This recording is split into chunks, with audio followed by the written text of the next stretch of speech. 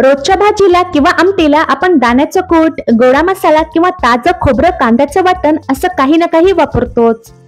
ऐनवेळी हे वाटण करण्यापेक्षा एखाद्या रिकाम्या वेळी किंवा एखाद्या विकेंडला हे वाटण तयार करून ठेवलं तर नक्कीच भाजी करण्याचं काम देखील सोपं होतं आणि शिवाय झटपट देखील होतं. पण बाजारातून आपण काय करतो, वेगवेगळ्या प्रकारचे मसाले विकत आणतो. पण त्यापेक्षा घरच्या घरी हे कांदा खोबऱ्याचं गोळी वाटण तयार केलं तर आपल्याला हवी तशी चवही मिळते आणि कमीत कमी खर्चामध्ये भरपूर प्रमाणात हे वाटण तयार होतं. तर आज आपण हे महिनाभर टिकणारं कांदा खोबऱ्याचं गोळी वाटण कसं बनवायचं हे पाहणार आहोत. एकदा का हे वाटण तुम्ही तयार करून ठेवलं तर एकाच वाटणापासून तुम्ही वेगवेगळ्या प्रकारच्या भाज्या बनवू शकता. आणि हे वाटण तुम्हाला रोज बनवायची गरज नाही. एकदा काही तुम्ही बनवून ठेवलं तर रोजचं कामाला तुम्हाला आराम भेटेल. हे वाटण तयार करण्यासाठी तुम्हाला जास्त काही खर्च लागणार नाही आणि जास्त साहित्य देखील लागणार नाही. तर चला उशीर न करता लगेचच सुरुवात करूया. तर सर्वात अगोदर एका जाडबुडाच्या कढईमध्ये मी साधारण 2 पळीभर तेल कडकडीत गरम करून घेतल्यानंतर इथे मी 2 मोठ्या आकाराचे कांदे उभ्या आणि पातळ आकारात कट करून घेतलेले आहेत. आता तुम्हाला पाहिजे तर तुम्ही हा कांदा बारीक आकारात देखील कट करून घेऊ शकता. आता हा कांदा आपल्याला लालसर होईपर्यंत सतत हलवत एकसारख्या रंगावर मस्त असा भाजून घ्यायचा आहे. आता हा कांदा हलवून मला साधारण 2 मिनिटे झालेली आहेत. तुम्ही पाहू शकता हा कांदा हलकासा ट्रान्सपरंट झालेला आहे आणि सॉफ्ट देखील झालेला आहे. आता पुन्हा हा कांदा आपल्याला आणखी 2 ते 3 मिनिटापर्यंत मस्त असा परतून घ्यायचा आहे.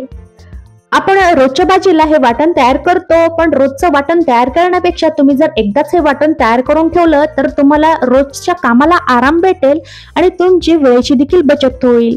आता तुम्ही पाहू शकता साधारण 3 ते 4 मिनिटे सतत हलवत हलक्याशा लाल रंगावर हा कांदा मी परतून घेतलेला आहे. आता जसा पाहिजे तसा हा कांदा परतून घेतलेला नाही, कारण की आपण जे पुढचं जे साहित्य घेणार आहोत ते देखील आपण परतून घेणार आहोत. त्याच साहित्यासोबत हा कांदा देखील परतला जाईल, त्यामुळे मी याचा जास्त रंग देखील बदलू दिलेला नाही. जेवढा मी 1 वाटी भरून कांदा मोजून घेतलेला होता तेवढ्याच प्रमाणात इथे मी 1 वाटी भरून सुक्या खोबऱ्याचा किस घेतलेला आहे. आता तुम्हाला पाहिजे तर खोबरं तुम्ही मोठ्या आकारात देखील कट करून परतून घेऊ शकता. आता साधारण 2 ते 3 मिनिटापर्यंत कांद्यासोबतच हे खोबरं देखील मी चांगलं परतून घेतलेलं आहे लालसर रंगावर. आणि खोबरं भाजण्यास जास्त वेळ देखील लागत नाही. तुम्ही पाहू शकता कांदा देखील लाल झालेला आहे आणि खोबरं देखील. आता दोनही जिन्नस मस्त असे परतून घेतल्यानंतर इथे मी नाश्त्याच्या चमच्याने 3 चमचे डाळ घेतलेला आहे, म्हणजेच फुटण्याची डाळ घेतलेली आहे. आता आपल्या ग्रेव्हीला म्हणजेच रस्साभाजीला मस्त असा दाटसरपणा यावा यासाठी इथे मी डाळव्याचा वापर केलेला आहे.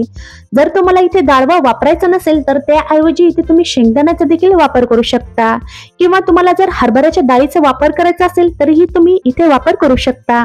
तर साधारण कांदा खोबऱ्यासोबतच हे डाळवा देखील 2 मिनिटांसाठी मंद आचेवर चांगलं परतून घेतलेलं आहे.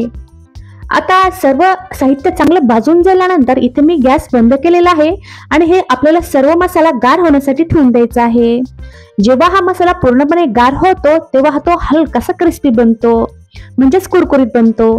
आता आम्ही साधारण हा मसाला गार होण्यासाठी ठेवून दिलेला आहे आणि गार झाल्यानंतर लगेचच याचं आपल्याला वाटण तयार करून घ्यायचं आहे. आता सर्व गार झाल्यानंतर लगेचच यांना मी मिक्सरच्या भांड्यामध्ये ट्रान्सफर केलेलं आहे. शक्यतो हे सर्व गार झाल्यानंतरच मिक्सरला फिरून घ्यायचं. आणि आपण हे जे वाटण तयार करणार आहोत त्यामध्ये अजिबात पाण्याचा वापर करायचा नाही.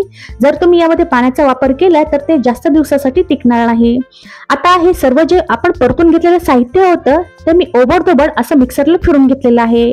मिक्सरला फिरून घेतल्यामुळे या मिक्सरच्या भांड्यामध्ये थोडीशी जागा झालेली आहे. आता यामध्ये आपल्याला बाकीचं साहित्य टाकायचं आहे. तर इथे मी साधारण 15 ते 20 लसणाच्या पाकळ्या घेतलेल्या आहेत आणि सोबतच 1 ते 1.5 इंच आल्याचे बारीक असे काप करून घेतलेले आहेत. सोबतच भरपूर प्रमाणात इथे मी फ्रेश अशी कोथिंबीर घेतलेली आहे. पण ही कोथिंबीर घेताना इथे मी कोवळ्या देठांचा देखील वापर केलेला आहे.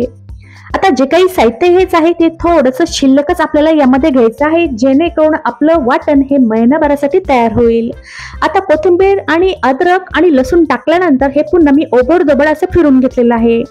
आता यामध्ये आपल्याला काही कोरडे मसाले टाकायचे आहेत. तर इथे मी नाश्त्याच्या चमच्याने इथे मी 5 ते 6 चमचे लाल तिखटाचा वापर केलेला आहे. सोबत सारख्याच चमच्याने इथे मी 3 चमचे घरगुती मसाला टाकलेला आहे. आता हा मी घरीच तयार केलेला आहे. आता तुम्हाला जो मसाला आवडतो किंवा तुम्ही जो रोज यूज करता तो यामध्ये टाकायचा आहे.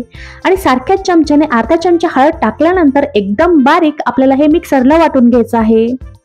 आणि एकदम बारीक असं हे मिक्सरला फिरून घेतल्यानंतर तुम्ही पाहू शकता महिनाभरासाठी आपलं इथे हे ताजं कांदा खोबऱ्याचं गोळी वाटण तयार झालेलं आहे। अशा प्रकारे हे वाटण तुम्ही एकदाच बनवून ठेवलं तर भाजी करण्याचं काम देखील सोपं होतं आणि तुमची वेळेची देखील बचत होते।